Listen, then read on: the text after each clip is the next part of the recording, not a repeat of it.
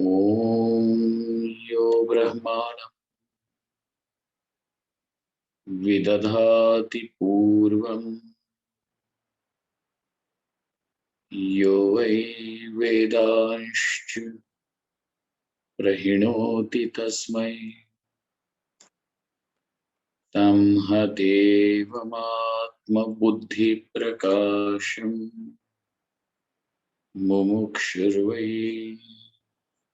sharanamam prapadye. Om Shanti Shanti Shanti. Om Namo Brahmadibhyo Brahma Vidya Sampradaya Kartribhyo Vanshirshibhyo Mahatbhyo Namo Gurubhya Sarvopaplavarahita Prajnanakanaha Pratyagartho Brahmaivahamasmi Brahmaivahamasmi.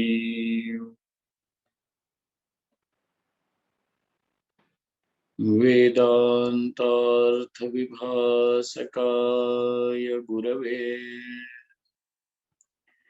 Shantaya Sannyasine Nanavadi Nagendra Sanghapavaye Yogindra Vandyaya Cha Mohadvanta Divakaraya Bhagavat Padabhidham Bibhrate Tasmai Bhashakrite Namostu Satatam Purnaya Bodhatmane Om.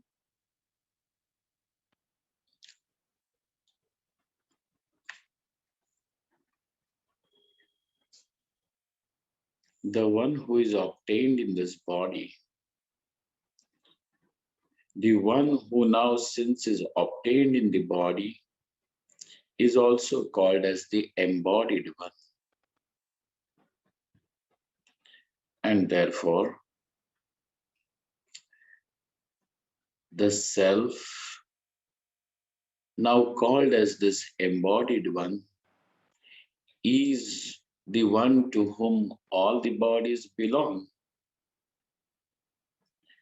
Because the world of all the names and forms, which are different bodies, do not have any other substratum for it to exist. This self, therefore, when expresses in the body of a human being, the expression is, I am a man, I am a woman. When expresses through a mosquito, I am a mosquito. When expresses through a housefly, I am a housefly. Through the body of an elephant, I am an elephant. This I, the self, expresses through all, just as much as the rope expresses itself through the snake. There is nothing. It is the existence, it is the reality, it is the truth of the snake, which is of the rope, which is expressing through the snake. It is the gold alone which is expressing through the ornaments. And what is the status of the ornaments? The ornament is something that is only a name and a form, and it appears on the gold. If the gold is extracted, the name and form has no existence at all.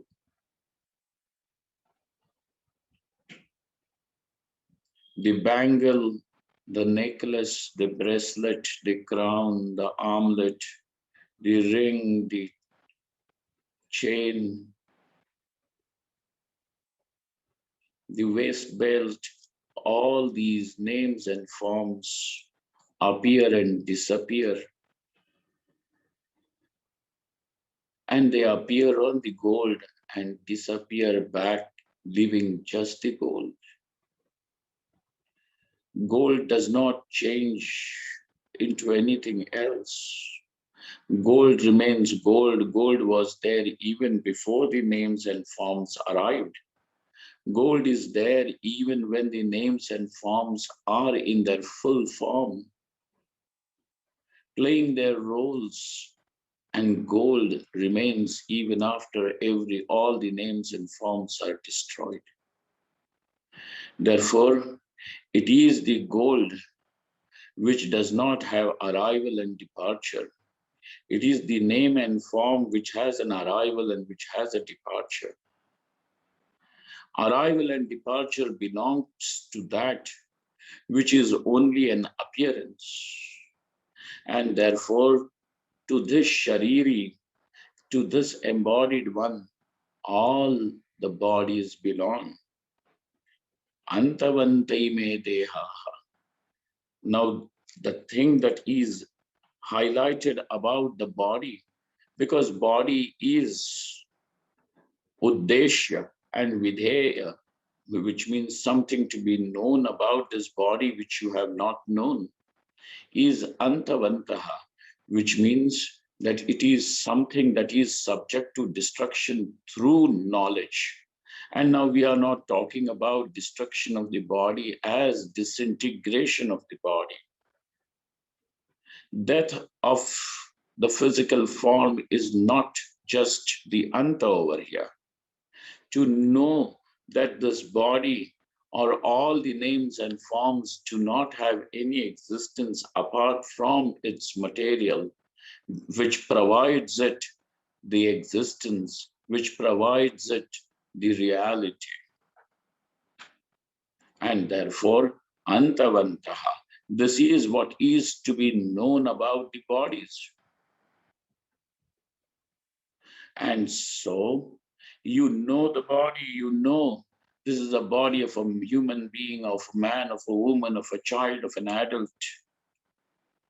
You know this is a body of a cow, of a buffalo, of a rabbit, of a cat, of a dog, of a kite, of a mosquito, of a fly, of an insect.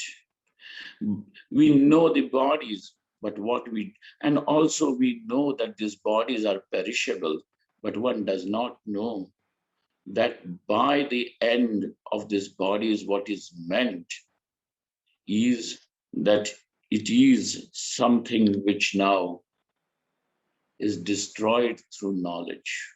And remember, knowledge has got power to destroy only two things. One is the ignorance, and that what is projected by the ignorance. The knowledge that this is a rope destroys the ignorance about the rope, and it destroys also that which is projected by the ignorance. The snake, the garland, the crack, the water stream, the crooked stick, everything is destroyed. But knowledge can destroy only these two things. When it is said that the knowledge is the key in understanding anta of the bodies, it means that it has exactly the same status as the snake, as a dream. On waking up, the knowledge takes place, and in that knowledge, the dream is destroyed, it is falsified. The objects of the dream are all falsified exactly in the same way. Once when one knows all these names and forms are nothing but the five elements in a different permutation and combination. And even about these five elements, what is to be known is that these five elements are also just an appearance in the consciousness. That which is an appearance in consciousness is only a projection. Consciousness is the substratum. And so, antavanta ime dehaha. This is a fact about this world of names and forms, which are all different bodies through which now the self expresses as different individuals. These are the mediums through which this I, the self, expresses in different as different individuals, as different entities. But not knowing what is the true nature of the I, one considers oneself only as a man, a woman, a human being, a celestial being, or an animal, insect, whatever. I am is the reality. Nityasya, and this I is available in this body, becomes available, is obtained in the body, and therefore now we are saying that this I is the embodied one. To this embodied one, all the bodies belong. And something important about this I over here, about this self, about this Shariri is, about this Dehi is, Anashi is indestructible. Nityaha, permanent, and aprameya. Aprameya means cannot, is not a subject, is in fact is not the object of knowledge created by through any means of knowledge. Anashinaha aprameyasya, and therefore know these two things about the self and about that what is not the self. Having known this, keep this in mind. Let this be the music, the drone, which sets all the music, gives the background to all the music. Let this knowledge be the drone, the music behind all the chaos. And when the attention is there on the background, on the drone, a natural harmony is drawn. Tasmat yudhyasva bharata. Therefore, Arjuna, now perform your duty, and presently your duty over here is to fight the war. Fight the battle for justice. Do whatever is your duty. Krishna is not imploring Arjuna to fight battle and to kill people. Remember this very well. Because this is an accusation that is laid on Sri Krishna by several people not knowing its implication. A lot of them in their childish haste say that it is Sri Krishna who has now pressurized, convinced Arjuna to fight the battle. Because Krishna is interested in having in the bloodshed. Friends, this is not true. Remember over here in this present context, Sri Krishna is talking to a warrior who on his own will, who on his own consent has arrived on the battlefield, knowing well the consequences, knowing well the reasons for him to fight the battle. And we have discussed this at length, that Arjuna's reason to fight the battle is not the ego appeasement. It is not his perverted ambition which has dragged him into the battlefield. In fact, Arjuna is very sorry that so many people would suffer as a consequence of this battle. And even if this battle was going to bring him victory, though this battle was going to bring him wealth, fame, power, position, everything, yet for Arjuna, the price for all that, which is going to be paid in terms of lives of people who trust him and who love him, for Arjuna, that is too much. As against Duryodhana feels proud, very satisfied that so many people are ready to die for him. Arjuna is pro-life. He does not want people to die for him. He wants people to live for him. There is a difference between these two people. Arjuna has come onto the battlefield knowing well that this battle is inevitable.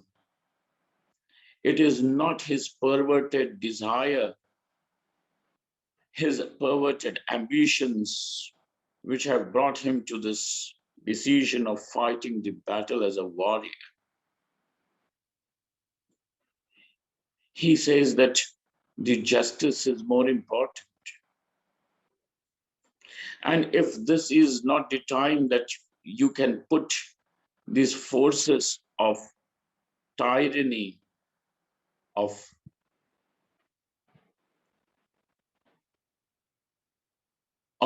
lust for power and wealth in place, these forces will become extremely powerful. And remember this, that those who are always victorious will be emulated by the society, and they will become the ideals for the society. The values of life will be trampled, and people will become, the whole society, the whole world will have only the ideals of selfishness. And in a selfish society, the individual and society both will perish. Because the individual cannot live without the society. The part does not have existence if it is chunked away from the whole. Just think about your finger. It is a part of the body. And if it is chopped away from the body, will that finger still survive? Will that part still survive? It will rot. It will die. Now the individual who is the part of this world is hell-bent on destroying the world. In destruction of the world, not only that the world is destroyed, but this crazy man does not understand that he is bringing about a destruction to himself. And therefore, in ignorance, in utter selfishness, this is what happens. People bring about a massive destruction of the world, harm to the world, and also they harm themselves in return.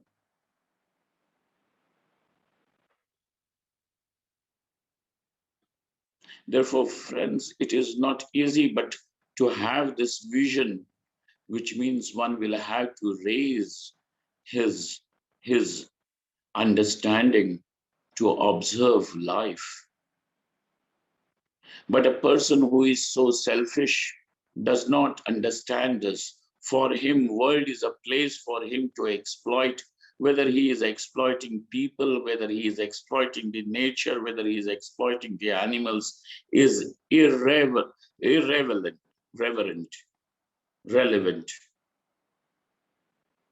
He goes about exploiting, which means that let me squeeze maximum up from the world. With this attitude, he goes on destroying the world, and in return, he thinks that he will become more powerful. He thinks he will rise to be supreme. But foolish man does not understand that this is him digging his own grave. Therefore, selfishness cannot be a solution. Selfishness is not pro-life. Selfishness is pro-death, pro-destruction. And in order to keep these forces under control, now Arjuna has to wage this battle. Sometimes you are left without a choice, but the only way is aggression over there. Have you not heard this? That even if a rat will also attack. A rat is a very timid animal. You clap, you snap, and the rat runs away. It scurries away for its own life, to its safety. But if that same rat is forced to a corner and is threatened to the corner, will attack back. And somebody who is so abled, somebody who is so educated, so mature, responsible like Arjuna, if such a person is going to be cornered, is going to be thrown into a situation where he is made choiceless, now lifting the bow and arrow was whether to lift or not to lift was not at all a choice. Remember this. And so therefore Arjuna arriving on the battlefield out of his own choice, through his pure discrimination, through his understanding, analysis of the situation, Arjuna has arrived. Shri Krishna has not forced him anywhere. In fact, even at the end of the battle of Bhagavad Gita, even at the end of the discourse, Shri Krishna says, Yathechasi tatha kuru. Now, Arjuna, I have imparted you all the knowledge. Now do as you want. Shri Krishna does not threaten him. Do as you want, whatever you want you to.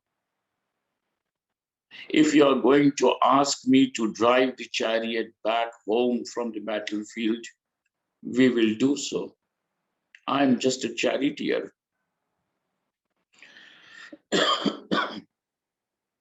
You are the master of this chariot. It is your decision, and I will respect it. Therefore, those who have this accusation for Shri Krishna in the mind should know the position of Arjuna, should know the height from where Shri Krishna is speaking. Though the words over here apparently are Yudhyasva Bharata, which means he's asking Arjuna, therefore Arjuna fight. Tasmat Yudhyasva. And he is saying Tasmat Yudhyasva because he is saying fight Arjuna because Arjuna, it is Arjuna's duty. It is not Arjuna's ambition, it is not Arjuna's choice, but it comes as a duty, and we all should know. Duties don't arrive out of choice. Doing the duty or not doing the duty is a choice. But duty comes to you and me just by the very virtue of being associated with the world.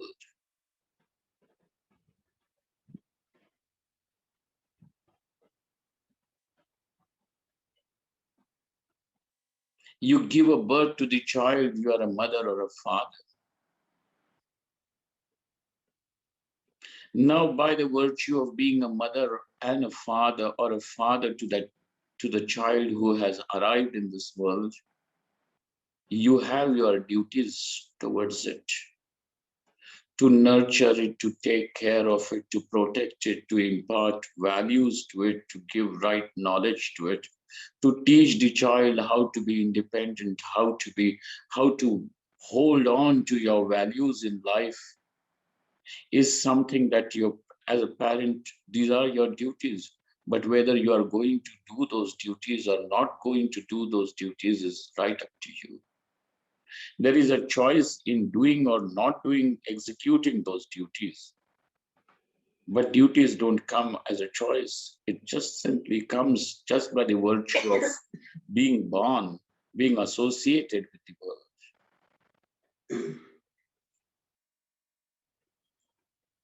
And therefore, friends, now over here, Arjuna's duty as a warrior would be to fight those forces which will lead the world to its own disintegration, destruction. Leave the people in darkness.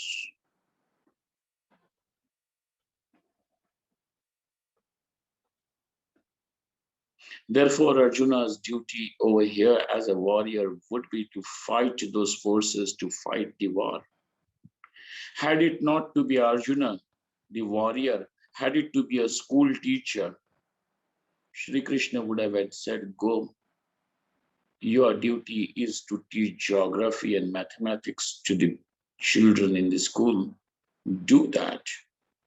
Had it to be a farmer, Shri Krishna would have said, go lift your plow, yoke your oxen,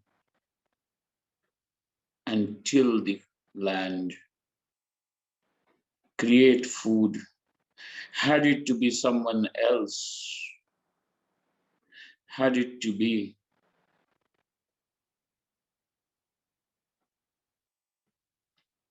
a businessman, Shri Krishna would have said, go, do your business. And mind you, when you are going to do your business, even when you are going to do the business to earn profit, remember, don't let those margins just cross the limit. Earn your profit. Nobody is against one creating wealth for himself. But don't let the greed take over. Perform your duty. Perform your duty is the message over here. Understanding what is the self, what is not the self, perform. Let the action be performed. Let the right action be performed. That is what is the message.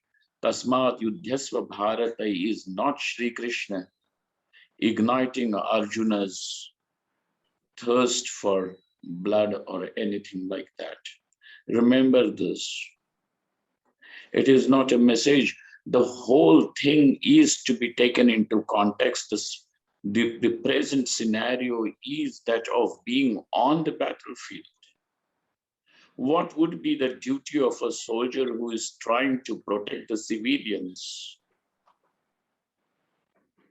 Would the duty of that soldier not, will that soldier not have the duty of protecting the civilians who are without any arms and who are without any weapons even for self-defense? Because they are defenseless. Here is somebody who is ready to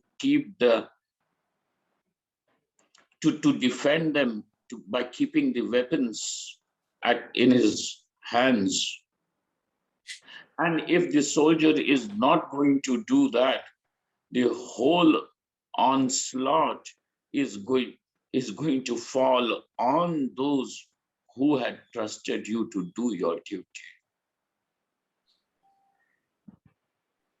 The consequences will be suffered by those who had trusted you.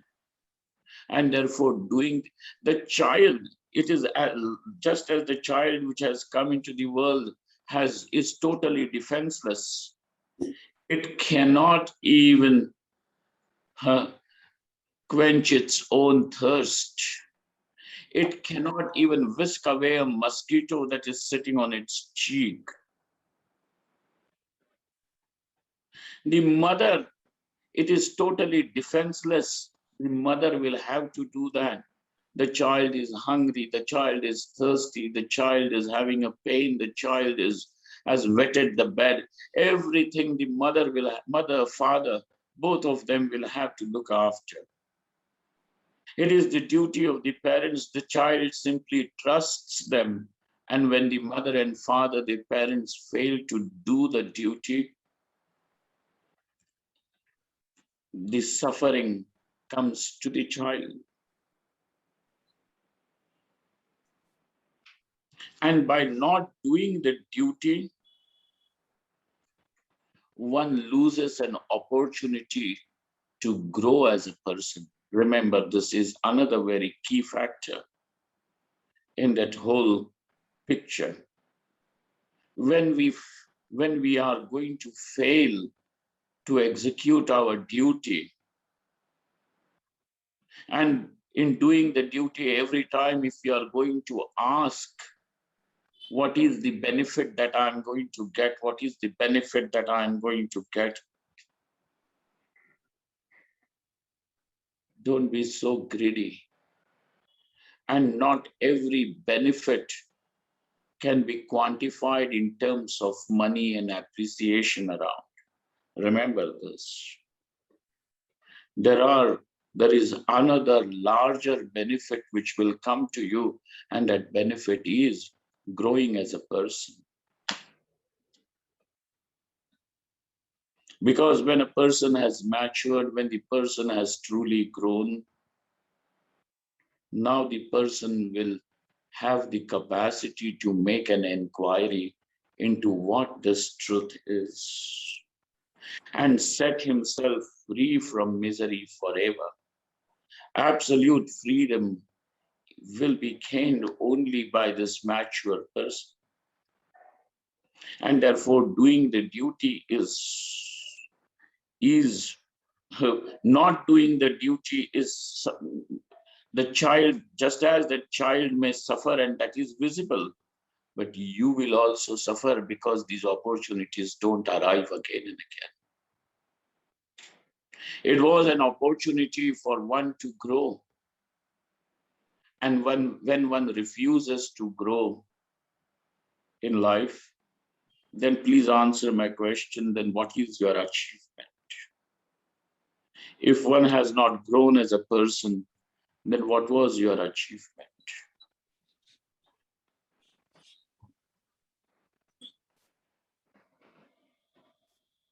If one has truly not understood how to allow love, acceptance, peace to grow in life, what have you really understood? To remain childish, demanding, full of anger, bitterness, demanding. Is this what throwing tantrums, being frustrated, is this what you have learned and achieved in life? Growing as a person is more important. The rest of your successes, etc., are fringe benefits. They are byproducts. And therefore, when life provides us this opportunity of performing duty as a person, let's not miss it. Do as much as you can. Nobody is saying that, become totally selfless. Yes, let there be, even if there is an element of selfishness, let it be, doesn't matter, but perform, go ahead. And Shri Krishna Bhagavan further down the line is going to even explain how to grow as a person. how to mature yourself as a person, because both of these things are interrelated. The ability to know the truth, the capacity to know the truth, and by truth, put all those letters in capital. Only a person who has truly grown as a person, the one who has truly grown as a person, will be able to see the truth. And those who are not capable of it will still remain drowned, wobbling, wallowing in petty fights, you and me, who's better, I'm better, you are not. The whole life can be spent just doing this.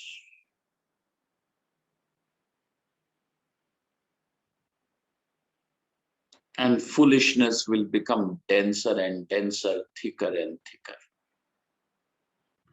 Thicker, the walls of ignorance will thicken around, and one will, even a ray of light wouldn't be able to penetrate through these thick walls of ignorance.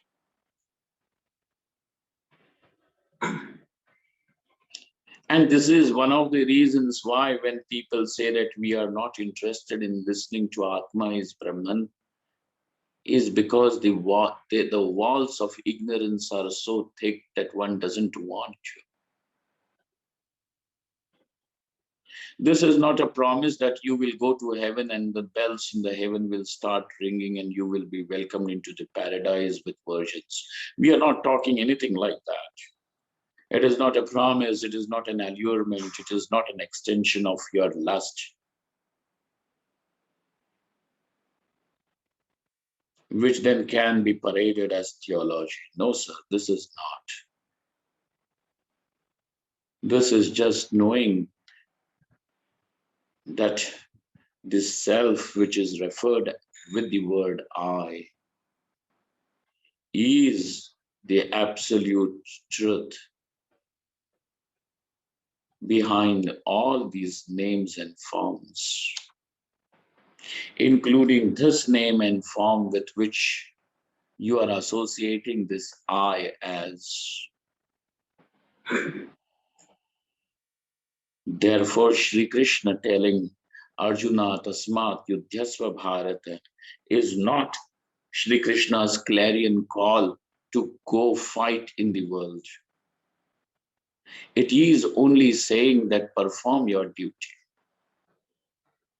Since he is talking to Arjuna in this present context, who happens to be a warrior and fighting for the right cause, Arjuna, this is your duty. Go fight. Had it to be a school teacher, as I said before, Shri Krishna would have said, go and teach. That is your duty.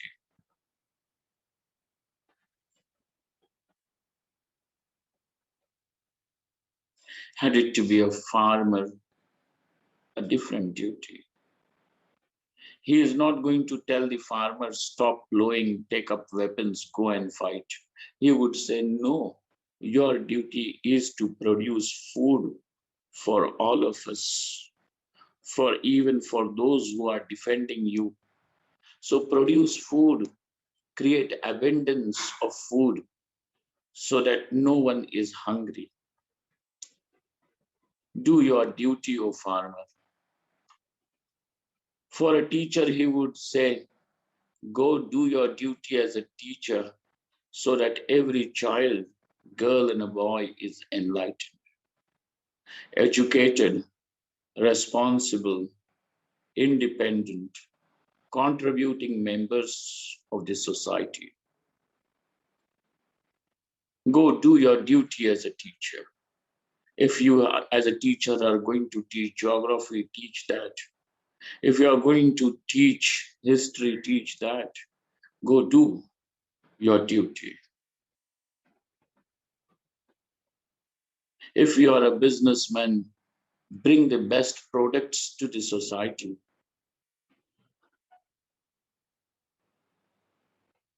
Do that. Let people get that for which they are paying the price. Do not deceive them. Do your duty. This is what Shri Krishna would have had said had there to be four different people. Or to all those four different people, Shri Krishna was not going to say, all of you fight the war, fight the battle, pick up your axes, pick up your swords and spears. No, no way Shri Krishna is not going to do that.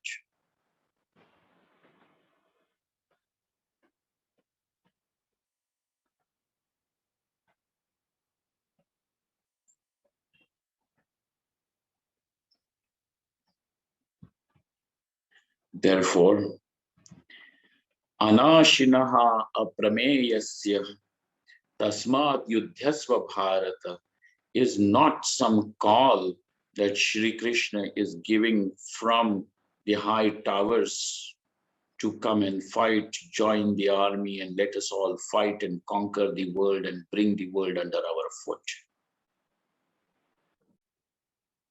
No. Shri Krishna is not talking about in anyone's supremacy over there. The world belongs to all. As much as it belongs to you, it belongs to me. As much as it belongs to the president, it belongs to the common citizen. As much as it belongs to the human being, it belongs even to the honeybee.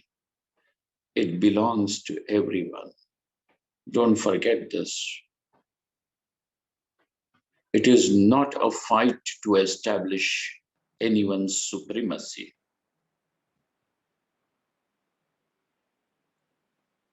Because Sri Krishna himself is going to say this a little further down. He is going to say, for the enlightened one, he sees with an eye of equality, of oneness.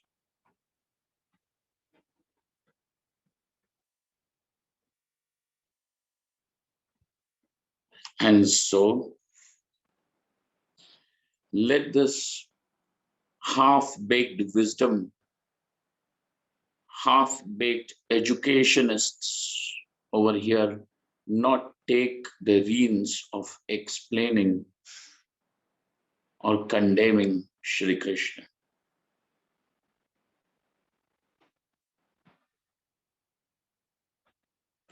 Had this book, Shri Krishna's call, been to the society to go fight, India would have had created invaders after invaders, invading this world. Imperialism would have had been India's motto.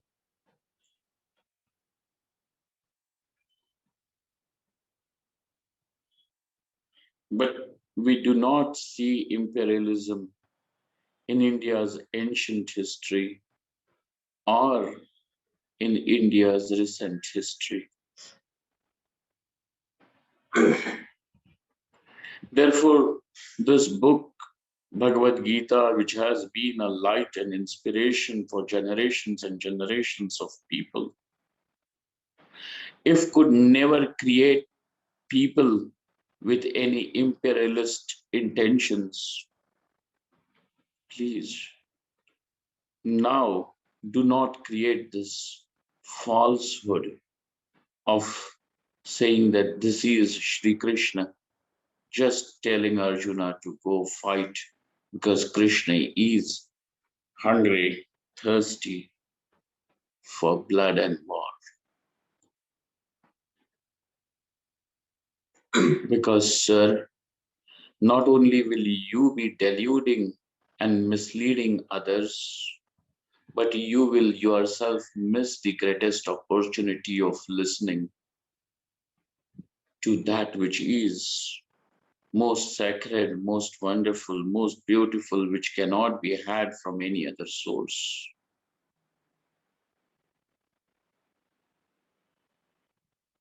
And when you are going to miss this opportunity, it is missing an opportunity of lifetime.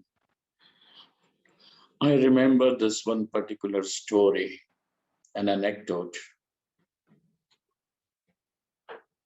Perhaps it would be very apt for these people. There was a blind man trapped in a round fortress with a strong and tall wall, with just one little door to go out. The wall was all circular, a massive circle, and to complete this circle would take several days. This blind man, in search of that little tunnel to escape, goes about rubbing his hands and walking by the wall round and round, and just as about when he is about to touch that little space from where he could have had escaped, there is an itch on his back, and he removes the hands from the walls and scratches his back and walks past that little escape. In this whole world, and with millions of experiences that you are gathering, the information that is pushed into you at every moment, this knowledge that Atma is Brahman is most rare. It is not everywhere and anywhere. This knowledge now is available to you just over here through Sri Krishna's mouth. And even when you came to Sri Krishna, then with the haste of wanting to prove your scholarship, your greatness, you started accusing Sri Krishna and missed something that you could have had heard and escaped from this prison, the trap of miserable existence. But you refused with that itch to prove yourself as so good. And don't forget that even if you want yourself to be made so significant and so important in the eyes of people, remember this is so flickering that you will appear important to people only for a little while. And the same people who were worshipping you as, something great, will very soon forget you. You will be left in a space of oblivion, anonymity.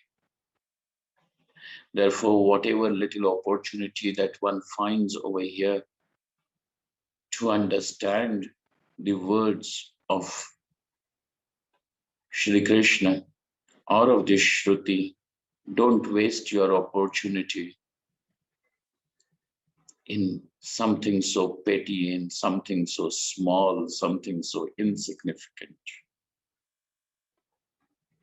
Therefore, friends, Tasmat Yudhyasva Bharata means, therefore, O Arjuna, do your duty. Know these two things. Do your duty. Knowing them, do your duty. Another thing very important about Atma, which is being spoken over here by Krishna, Bhagavan Shri Krishna, is that aprameyaha. In order for anything to be known, we have to understand the very system through which knowledge is taking place. Whenever anything becomes known, now in that process of knowing, it means that it is something which is covered, which is covered by the thought. When you say, I know the part, which means that the part has become the content of the thought.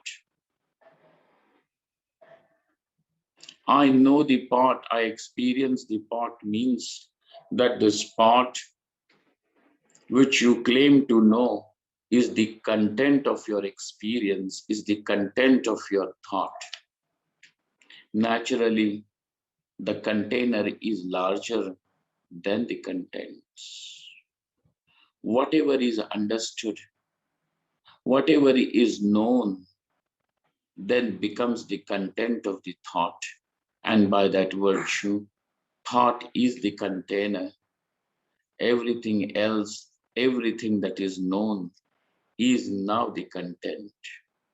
But that which is infinite, how can the thought ever be able to hold that which is infinite, that which is limitless? Because the thought by itself is limited, though it can hold weight or everything else in its womb, in its circumference. But how can that thought ever be able to hold that what is infinite?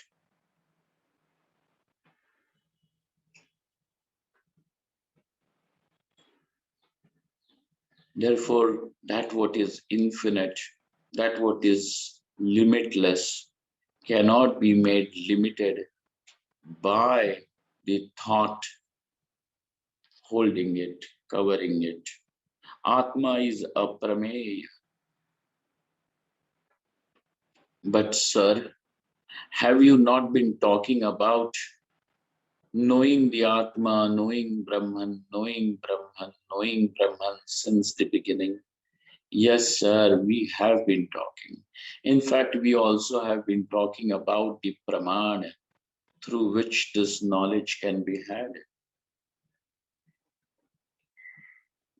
And Bhagavan Shankaracharya, in his commentary on this particular word, makes it even more intense. And he says, explains the word aprameya means na prameya. Aprameyasya na prameyasya iti. Pratyakshadi pramanaihi aparichedyasya ityarthaha. Which means none of these pramanas, and we have 6 pramanas in total.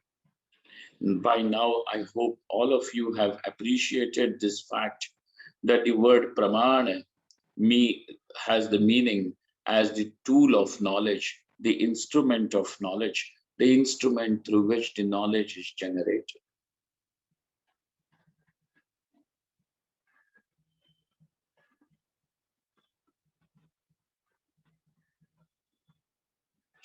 And we have 6 different instruments. None of these, we presently, though we use all of these, but because it has not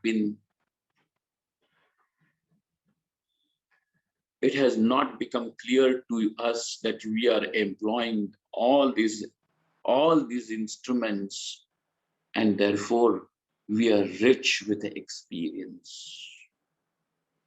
Every experience means it is the functioning of the pramanas. Whichever pramana is functioning. For example, when you say, I know the absence of the pot. How is this absence of the pot known?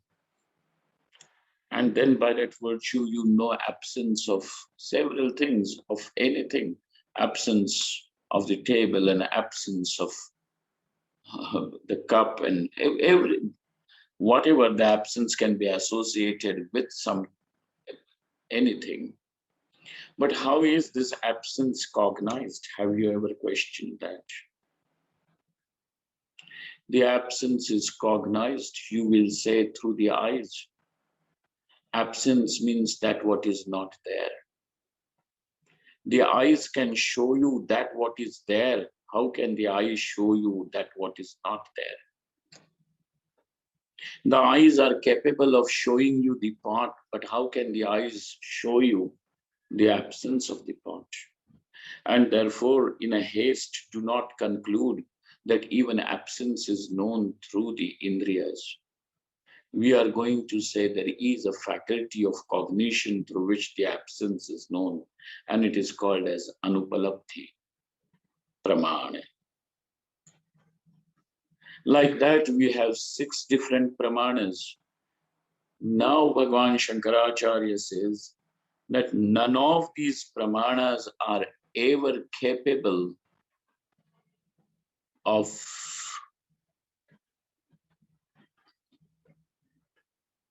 knowing the Atma.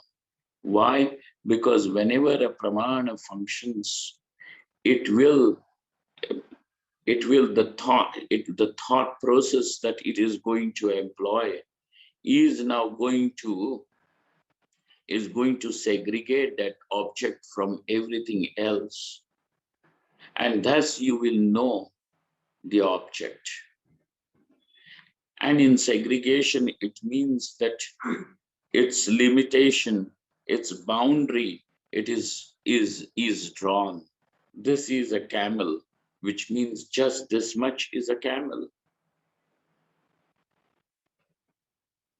Even the cloth which is there on the back of the camel, the saddle which is there, is not camel. When you say, I know the camel, it does not include anything else other than the camel, no matter how close it is. Even if it is a flea sitting on the camel's hair.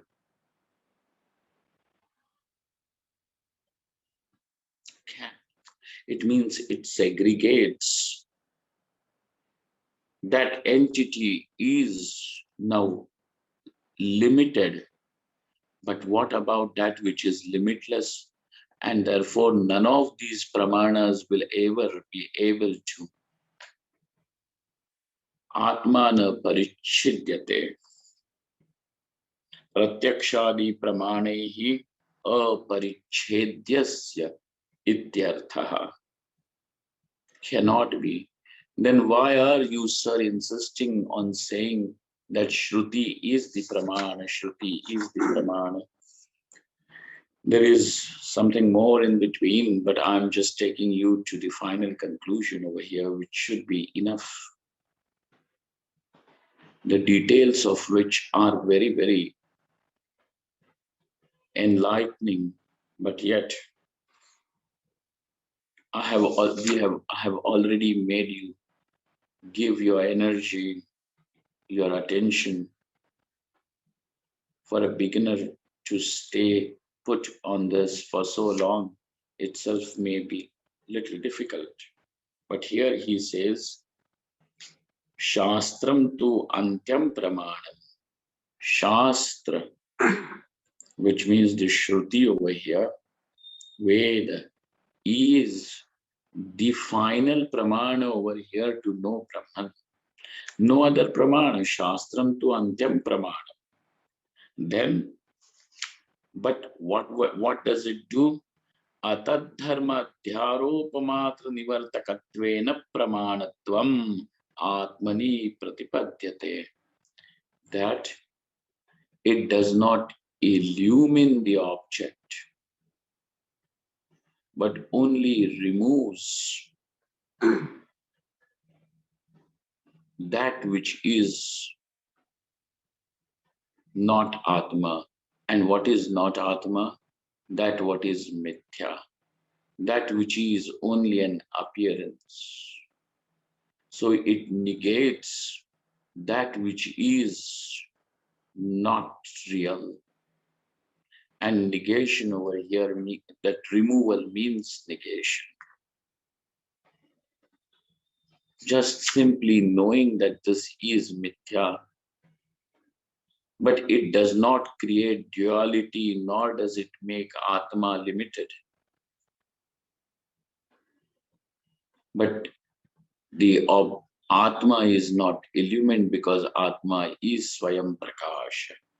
Natu ajñātārtha-jñāpakatvena pramanam. Because Atma is always known. I am. Is this knowledge is always known. This is not a knowledge that is generated by anyone or any one or of these pramanas. This is not a generated knowledge. This is a knowledge which is Swayam Siddha. I am. Then what is wrong? That this I is seen, is identified as this body, mind, and all that is false. And therefore, the pramanas, the Shruti pramana only does the function of negating that what is false. Atma reveals or shines by itself. There is no other source that is required to reveal it, because Atma is self-illuminous and therefore aprameya. Do not even come to the conclusion, therefore, that Shruti is unrequired because Atma is aprameya. Don't be silly. Atad dharma vyavartakatvena tasya pramanyam asti. Natu ajñātārtha jñāpakatvena.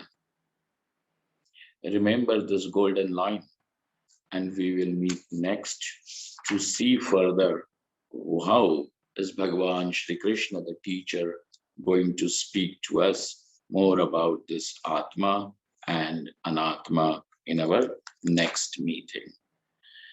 Thus, over here, we complete the shloka number 18.